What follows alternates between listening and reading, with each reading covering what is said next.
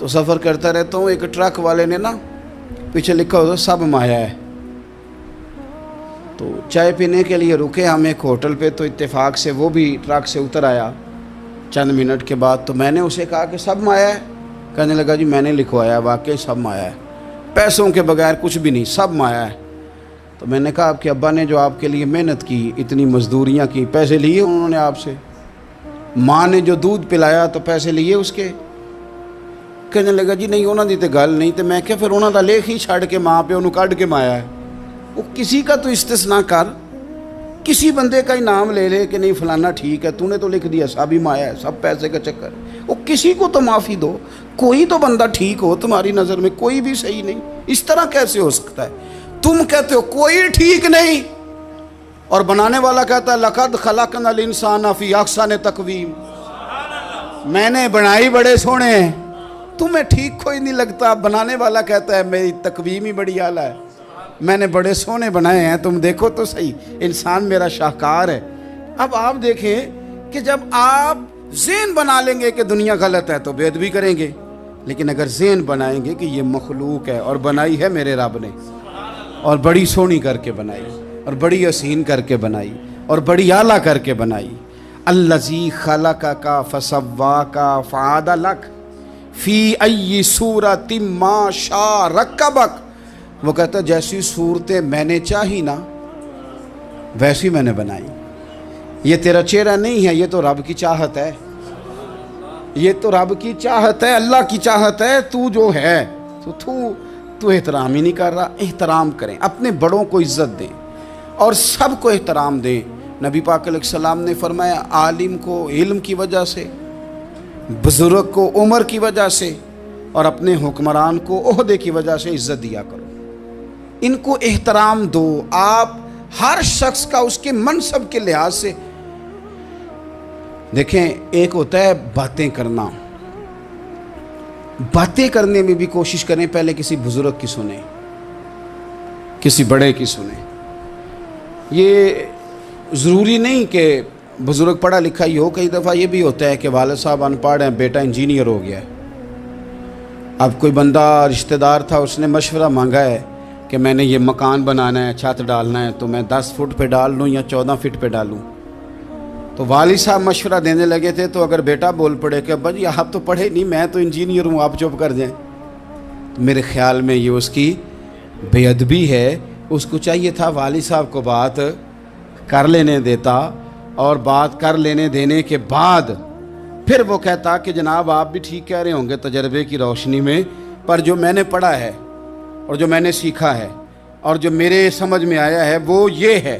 کچھ لوگ زیادہ سمجھدار ہیں، وہ بولنے نہیں دیتے، وہ ساری باتیں کر جاتے ہیں، خود ہی سب کچھ بیان کر جاتے ہیں، سوال بھی اپنا، جواب بھی ان کا اپنا، معاشرہ پڑھا بھی انہوں نے سارا ہی ہے، سمجھ بھی انہیں ساری ہے، یعنی ساری بات ہی خود سنا کے وہ کہتے ہیں جی ویسے ہمیں پتہ تو ہے، ہونا تو یہی ہے، پتہ تو ہمیں ہے ہوتا کیا ہے، لیکن چلے آئے ہیں تو آپ بھی کچھ بتا دیں۔ تو کئی دفعہ دل کرتا ہے کہ بندہ ان سے کہ میاں جب سارا پتہ ہی ہے تو پھر فیصلہ بھی لے لینا چاہیے تھا، پھر آپ کو کوئی ڈیسیژن کر لینا چاہیے تھا، پھر کہیں آنے جانے کی ضرورت کیا تھی؟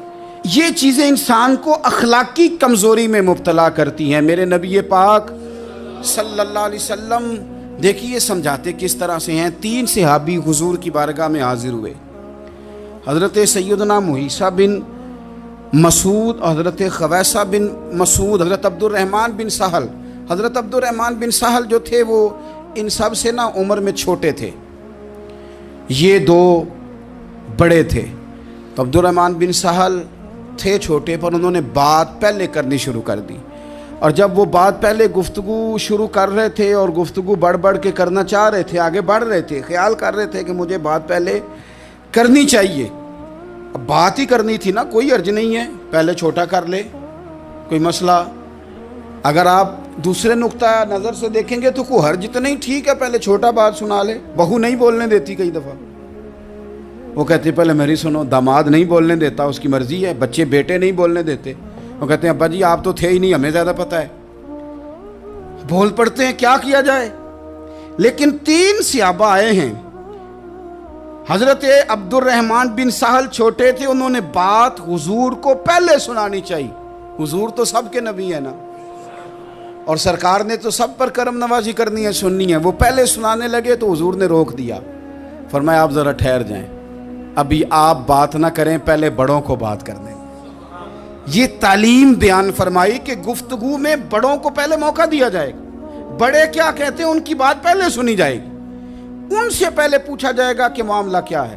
ہم بزرگوں کو موقع ہی نہیں دیتے. میں بڑے درد کے ساتھ یہ بات عرض کرتا ہوں، ہمارے نوجوانوں نے نا بزرگوں کو ریٹائر کر کے کونوں کے ساتھ لگا دیا. کوئی مشورہ نہیں کرتے، فیصلے کر کے بتاتے ہیں.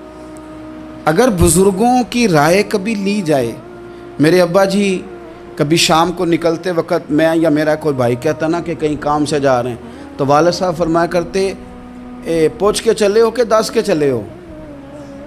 نہیں سمجھ آئی بات؟ پوچھ کے چلے ہو کہ؟ تو وہ پوچھتے ابا جی یہ پوچھ کے دس کے دا کی فرق ہے؟ تو والد صاحب فرماتے کہ پوچھ کے جانے دا مطلب ہے کہ جے تسی اجازت دیں دے ہو تے جائیے. کہنے نے پتر پھر شاید میں تو انو آکھاں کہ رات پہ گئی نہ سوٹی لیدہ ہوتی تھی، پائپ 2 قسم کے لیدہ ہوتے تھے، پانی والا لیدہ اور گیس والا علیحدہ، بڑا مارتے تھے بچوں کو. مجھے بھی اختلاف تھا اس بات سے، میں ان کو گزارش بھی کرتا تھا. تو میں گیا تو وہ جس طرح وہ خیر استاد کمال کے تھے، انہوں نے بڑے کامیاب حافظ تیار کیے اور ویسے بھی بندہ بڑا بااصول، بڑے اچھے، بڑے نفیس. میں نے ان سے کہا کہ وہ خیر ہے، مطلب چھوٹیاں کدھر گئیں آپ کی؟ کہنے لگے حضرت صاحب نہ شاگرد رہے، نہ استاد رہے، نہ وہ ماں باپ رہے. کہنے لگے پتہ نہیں 2-4 سالوں میں کیا ہوا ہے. تو میں نے کہا آپ کو تو کوئی منع کاری نہیں، میں نے کئی دفعہ سمجھایا تھا، آپ باز نہیں آتے. کہتے تھے اب آ گیا ہوں، اس لیے کہ ایک کو چھڑی مار رہے ہوتے ہیں تو دوسرا ساتھ ویڈیو بنا رہا ہوتا ہے. پہلے طالب علم اس طرح کی توہین کا رویہ استادوں کے ساتھ نہیں کرتے تھے. وہ کہتے تھے جیسے بھی ہے فیض استاد سے لینا ہے. اب آپ ذرا گھور کے دیکھیں تو کہتے ہیں لاؤ کتابیں، جا رہا ہوں بڑے مدرسے، بڑے کالج، بڑے اسکول. میں نے اپنی زندگی میں دیکھا کہ ہمارے بڑے کہتے تھے، کبھی گارا کے بتاتے نا استاد جی نے مارا ہے تو کہتے تھے کسی غلطی سے مارا ہوگا. اور اس طرح کے سخت لفظ بولتے تھے کہ ہمیں لگتا تھا کہ ہمارے بزرگ ہمارے ساتھ زیادتی کر رہے ہیں. وہ کہتے تھے کہ مینوں ہڈیاں چاہیے نے پڑھیا ہوئے. یہ لفظ کہتے تھے میرے ابا جی میری اماں، ہڈیاں دیا جے سانوں پر دیا جے پڑھیا. اب کیا ماحول ہے، ڈر آتا ہے. بچے گھورتے ہیں، ان کی اماں آ کے کہتی ہے تو 8,000 کا مولوی ہے، میرا 1.25 کروڑ کا بچہ ہے، تیری طاقت کیسی ہوئی چودھری کے بچے کو ہاتھ لگانے کی؟ اتنی تیری جرت کہ انہوں نے میرے بیٹے کو ہاتھ لگایا ہے؟ کروں گی نا کل بندے کٹھے تیری کراؤں گی چھوٹی مسجد سے. تو اتنی تیری طاقت کہ تو میرے بچے کو مارے. ہم نے نا پرموٹ کی چیزیں، پرموٹ. حضرت خواجہ حسن بصری رحمت اللہ علیہ فرمایا کرتے تھے ادب نہ ہو تو علم آ ہی نہیں سکتا. اس لیے کہ کتابیں رہنمائی کرتی ہیں، کتابوں کی ترجمانی تو استاد نے کرنی ہے. تو اگر آپ وہ احترام ہی نہیں ہے، وہ طبیعت ہی نہیں ہے، وہ ذوق ہی نہیں ہے، سیکھنے کا وہ خاص جذبہ ہی نہیں ہے. ہمارے اصحاب رحمت اللہ علیہ فرمایا کرتے تھے بہت سارے لوگ بڑے بڑے درویشوں کے پاس جا کے خالی آتے ہیں. حضور کیوں؟ فرماتے تھے اس لیے کہ کشکول سیدھا نہیں کرتے، پیالہ سیدھا نہ ہو تو خیرات آیا نہیں کرتے، ادب نہیں کرتے، احترام نہیں کرتے، پیالہ سیدھا نہیں کرتے. پیالہ سیدھا نہ ہو تو وہ تو جو دینا ہو وہ بھی نیچے گر جاتا ہے. احترام. ایک شخص نے نا حضرت سیدنا امیر معاویہ رضی اللہ تعالیٰ عنہ سے کہا کہ میں نے زیارت کرنی ہے حضرت امام حسین رضی اللہ تعالیٰ عنہ کی، مدینہ شریف جا رہا ہوں، میں نے ان کو پہلے دیکھا نہیں ہوا، تو مجھے بتائیے امام علی مقام رضی اللہ تعالیٰ عنہ کو میں کیسے پہچانوں گا؟ تو ابن عساکر دیکھیے گا حضرت امیر معاویہ رضی اللہ تعالیٰ عنہ فرمانے لگے تو مدینہ شریف جانا، ایک شخص لوگوں کے حلقے میں بیٹھ کے لوگوں کو دین پڑھا رہا ہوگا، مسجد نبی میں وہ چمکتا ہوا چہرہ لوگوں کو قرآن و سنت کی تعلیمات سے روشناس کر رہا ہوگا، اور فرمایا اس کے ارد گرد لوگ اس ادب سے بیٹھے ہوں گے کہ جیسے ان کے سروں پر پرندے بیٹھے ہوئے ہیں، ذرا حرکت کی تو پرندے اڑ جائیں گے. فرمایا جب وہ نورانیت والا ماحول تم دیکھو اور اتنے با ادب شاگردوں کے بیچ بیٹھی ہوئی ایک نورانی ہستی کو دیکھو تو سمجھ لینا وہی حسین ابن علی ہے، وہی ہے امام علی مقام امام حسین، کہ جو اس احترام کے ساتھ لوگوں کو انہوں نے آداب سکھائے ہیں، اس طرح انہوں نے لوگوں کو سمجھایا ہے کہ ان کے شاگردوں کا یہ رنگ ہے کہ وہ تو سر نہیں ہلاتے کہ کہیں پرندہ نہ اڑ جائے۔ اس انداز میں جب لوگ، مجھے بات یاد آ گئی، امام احمد بن حنبل رحمۃ اللہ علیہ بہت بڑے محدث تھے، تو مجھے پتہ ہے اگر آپ مجھ سے پوچھیں گے نا اس دور میں فقہ سب سے بہترین کس کو آتی ہے تو میں آپ کو بتا سکتا ہوں، کیونکہ میرا شعبہ ہے نا۔ آپ پوچھیں گے صرف ناو کا استاد کون اچھا ہے تو میں بتا دوں گا کہ کہاں پہ ہے، کون ہے، میرا شعبہ ہے۔ اسی طرح سے میڈیکل کے شعبے سے وابستہ لوگوں سے آپ پوچھیں گے کہ ہارٹ کا ڈاکٹر کون سا اچھا ہے تو بتا دیں گے۔ پوچھیں گے بھئی میں نے ایک ناک کان گلے کے ڈاکٹر کے پاس جانا ہے، تو جس کا جو شعبہ ہے اسے پتہ ہوتا ہے۔ مدرسے کے بچوں کو بھی پتہ ہوتا ہے کہ کون سا آدمی کہاں بہترین پڑھانے والا ہے۔ ایک بزرگ تھے شاہ بقی الدین ابن مخلد، وہ کہتے ہیں مجھے پتہ چلا کہ اس دور میں نبی کریم علیہ السلام کی حدیث جو سب سے بہترین پڑھاتے ہیں وہ امام احمد بن حنبل ہیں۔ ان کو حضور کی حدیث سے جو خاص شغف ہے وہ کسی اور کو نہیں۔ کہتے ہیں میرے دل میں لو لگ گئی، حالانکہ میں امیر گھرانے سے تھا۔ میں کشتی میں بیٹھا امام احمد بن حنبل کے پاس آنے کے لیے، رستے میں طوفان آ گیا، کشتی ہچکولے کھانے لگی، کسی طریقے سے ایک جزیرے کے ساتھ جا کے کشتی لگی، ٹوٹ گئی، بکھر گئی، میں جزیرے پہ اتر گیا، اور بھی کئی لوگ تھے۔ ایک مہینہ وہاں رہنا پڑا، بارشیں ختم ہوئی، موسم ٹھیک ہوا تو ایک کشتی دکھائی دی آتی ہوئی۔ فرماتے ہیں کہ وہ اس کشتی میں بیٹھا، دوبارہ بغداد گیا، مجھے سفر طے کرتے 2.5 مہینے گزر گئے، وہ جزیرے پہ مہینہ پتے کھا کے بھی گزارا کرنا پڑا۔ نکلا تھا علم حاصل کرنے، جب بغداد شریف پہنچا لوگوں سے پوچھا امام احمد بن حنبل کا مدرسہ کہاں ہے؟ انہوں نے کہا وہ مدرسہ تو بند ہو گیا ہے، وقت کا بادشاہ مخالف ہو گیا، مسجد مدرسہ سیل کر دیا۔ امام صاحب کہاں ہیں؟ کہا گھر کے اندر قید ہیں۔ ان کے گھر کو سب جیل بنا دیا، چاروں جانب پولیس کھڑی ہے، اور ویسے بھی بغداد میں کرفیو ہے، ہر چوک چوراہے میں پولیس والے کھڑے ہیں۔ شاہ بقی الدین کہتے ہیں اتنا کچھ سننے کے باوجود بھی میرا جذبہ ٹھنڈا نہیں ہوا۔ وہ مہینے میں سفر کی صحبتیں، گو سنا تھا کہ آستانہ یار دور ہے، پر ہم نے بھی ٹھان لی تھی کہ جانا، گو سنا تھا کہ آستانہ یار دور ہے، پر ہم نے یہ ٹھان لی تھی کہ جانا ضرور ہے۔ کہتے ہیں پہنچ گئے، اب پتہ چلا کہ کرفیو ہے، سڑکوں پہ پولیس کھڑی ہے، گلیوں میں چوکوں چوراہوں میں پہرے ہیں، امام صاحب تک تو جا کوئی نہیں سکتا۔ کہتے ہیں میں نے ایک شخص کی منت کی، میں نے کہا کسی طریقے گاڑی بتا، کہنے لگا میں اشارہ بھی نہیں کر سکتا، سخت حالات ہیں۔ وہ کوئی طریقہ، میں نے جب زیادہ تڑپ کے کہا تو وہ شخص کہنے لگا میں ان کے گھر کے قریب تجھے لے جاؤں گا اور گزرتے وقت صرف آنکھ کا اشارہ کروں گا۔ کہتے ہیں میں نے کہا یہ بھی ٹھیک ہے۔ ان کے گھر کے تیری تلاش میں پھرے نا ہم جنگل پہاڑ اور دشت میں، ان کے دروازے کے قریب اس نے اشارہ کیا۔ شاہ بقی الدین کہتے ہیں کہ میں گھر دے کے آ گیا واپس۔ اب میں سوچنے لگا کہ کیسے امام صاحب تک پہنچنا ہے، بڑی تجویزیں سوچیں، بڑی تجویزیں، کام والا بن جاؤں، پھیری لگانے لگ جاؤں۔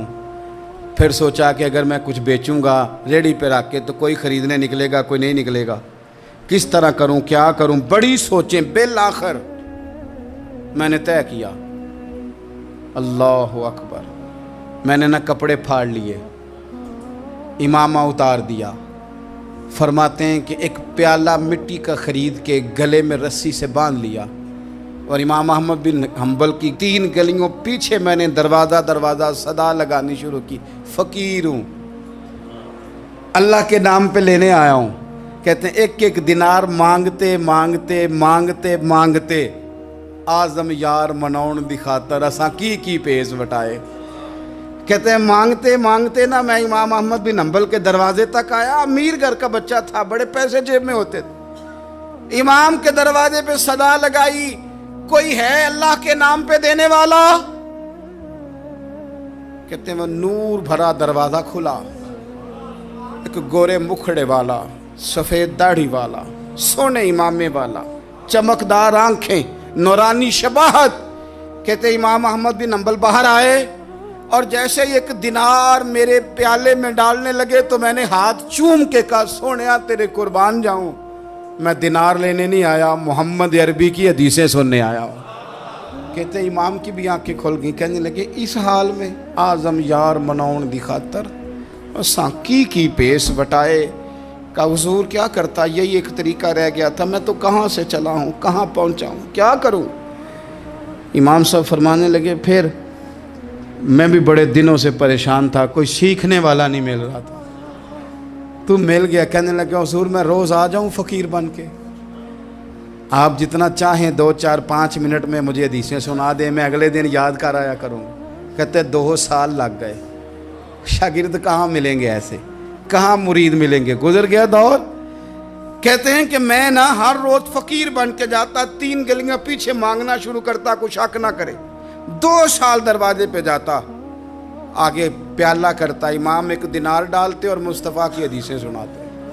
کہتے ہیں حالات بدل گئے، 2 سال کے بعد حکومت بدل گئی، امام کا مدرسہ بحال ہو گیا، رش ہو گیا۔ بادشاہ بڑا عقیدت مند تھا، جو نیا آیا اس نے بڑا کر کے ادارہ بنا کے دیا۔ جس دن میں گیا تو رش لگا ہوا تھا۔ کہتے ہیں حالات بدلے تو ہم نے بھی کپڑے بدلے، ہم نے بھی دوبارہ سے دستار باندھی، اور کہتے ہیں بڑے لوگ بیٹھے ہوئے تھے، میں جب داخل ہوا نا تو امام اٹھ کے کھڑے ہوئے۔ آپ فرمانے لگے پتر ادھر آ، تو آگے آ کے بیٹھ، لوگ دین سیکھنے آتے ہیں، تو فقیر بن کے مانگنے آیا تھا، اور میں بھی باقیوں کو پڑھایا کرتا تھا، تجھے میں دیا کرتا تھا، اور اب باقی پڑھا کریں گے، تجھے دیا جائے گا، اور آج تجھے سینے سے نکال کے دیا کروں گا۔ زمانے بدل گئے، حالات بدل گئے، وہ شخص چلا گیا، کون حکمران تھا کون نہیں تھا، لیکن استاد شاگرد کے ادب کی داستان قیامت تک باقی رہے گی۔ یہ قیامت، جب طبیعتوں میں احترام ہوتا ہے، جب ادب ہوتا ہے۔ آپ کو پتہ ہے نبی پاک صلی اللہ علیہ وسلم کو یہ ادب کتنا پیارا ہے؟ نبی پاک علیہ الصلوۃ والسلام اس احترام کے جذبے کو کتنا پسند کرتے ہیں۔ اللہ کے پیارے رسول صلی اللہ تعالیٰ علیہ وسلم اس جذبہ احترام سے کتنے راضی ہوتے ہیں۔ حضور کس قدر زیادہ چاہتے ہیں کہ میری امت ادب والی بنے۔ نبی پاک علیہ الصلوۃ والسلام ادب والے لوگوں کے بارے میں اتنے راضی ہیں، اتنے راضی ہیں، اتنے خوش ہیں، حضور اتنا نوازتے ہیں۔ میں نے یہ حدیث پڑھی تو یوں لگا کہ جیسے روح وجد کرنے لگی ہے۔ بہقی میں امام بہقی نے لکھی ہے، اللہ کے پیارے رسول علیہ السلام فرماتے ہیں جو چھوٹے پر شفقت کرے اور بڑے کا احترام کرے، اللہ اسے جنت میں میری سنگت عطا فرمائے گا۔ یہ میرے قرب کا ذریعہ ہے، یہ چیز میرا قرب ملے گا۔ شرط یہ ہے کہ ادب والے بن کے آؤ، احترام والے بن کے آؤ، کبھی بھی سوء ادب نہ کریں، کبھی کسی مقام پر بھی بے ادبی نہ کریں، آپ اپنا ذائقہ کبھی تبدیل نہ کریں۔ امام احمد بن حنبل ایک جگہ وضو کر رہے تھے، ایک شخص کہتا ہے میں نے ساری زندگی گناہوں میں گزار دی تھی۔ تو امام صاحب نا وضو کر رہے تھے جھیل پر بیٹھ کے، تو جھیل اس طرح ہوتی ہے، پہاڑ ہیں، اوپر کو پانی نیچے آ رہا ہے۔ تو کہتے ہیں امام صاحب نیچے بیٹھ کے وضو کر رہے تھے، تو میں اوپر بیٹھ کے نا وضو کر رہا تھا یا پانی پی رہا تھا، تو میں نے دیکھا کتنے بڑے امام نیچے ہیں۔ کہتا میں نا میرے دل میں خیال ہے یار میں ساری زندگی غلط کاموں میں گزاری ہے، پر جو بھی ہے یہ رسول اللہ کے دین کے عالم ہے۔ کہتے ہیں وہ حضور کے دین کی عزت کرنے کے لیے میں اوپر سے اٹھا آ کے نا، تو میں تھوڑا پیچھے جا کے نیچے بیٹھ گیا، جو میری حاجت تھی، پانی پینا تھا یا منہ دھونا تھا، میں وہ کرنے لگا۔ کہتے ہیں امام صاحب نے پھر یوں نظر میری طرف دیکھی، پتہ نہیں انہوں نے کیا دعا دی کہ رب نے مجھے توبہ کی توفیق عطا فرما دی۔ میں اللہ کے فضل سے اللہ نے میرا دل موڑ دیا، اور میں رب کریم کی بارگاہ کی جانب میری توجہ ہو گئی۔ خدا نے مجھے اس ادب کی برکت سے اپنی بارگاہ کی طرف اللہ تبارک و تعالیٰ نے مجھے موڑ لیا۔ بے ادبی تو بندے کو کفر تک لے جاتی ہے، بے ادبی تو کفر تک لے جاتی ہے۔ اگر بندہ بے ادب ہوتا ہوتا اللہ رسول کی بے ادبی تک پہنچ جائے تو دور نکل گیا، لیکن یہاں باقاعدہ بے ادبی کو پروموٹ کیا جا رہا ہے۔ کبھی بھی بے ادب نہ بنے، ادب والے رہیں، ادب والے بن کے جئیں، ادب والے بن کے دنیا سے جائیں۔ وہ درویش نے کہا تھا کہ بے ادباں مقصود نہ حاصل، نہ درگاہ ٹوئی، بانج ادب دے محمد بخشا، توڑ نہیں چڑھیا کوئی۔ آخر دعوایا ان الحمدللہ رب العالمین۔